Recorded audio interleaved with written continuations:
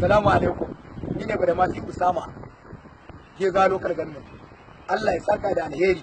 Allah ya ƙara wa Annabi daraja. Allah ya ƙara wa Buhari lafiya da zaman lafiya. Allah ya ƙara Najeriya lafiya da jihar Kano gaba ɗaya. Wato wannan sako ya same ni kuma na ji daɗi na kuma jin daɗi alhamdulillah. To waye ya aiko da wannan sako? Dr. AB Baffa. Na'am. A jihar Kano Dr.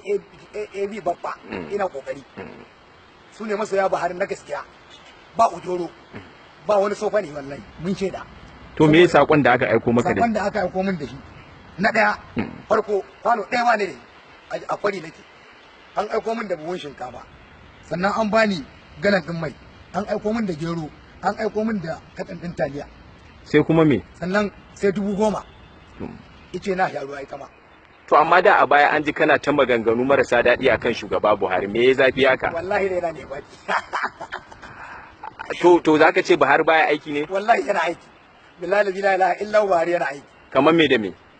Buhari zaman lafiya, Buhari tsaro, Buhari taimakon talakawa, Buhari taimakon na ƙasa, Buhari addu'a zaman lafiya, Buhari. To amma yanzu kenan wannan abu da aka yi ranka ya ɓaci a baya yanzu an wanke kai. Wallahi na huce. Ni da Buhari kuma har illa ma sha Allah idan ma tsoho ya gama ya kai in ba da Baffa ba to ya karya kujera.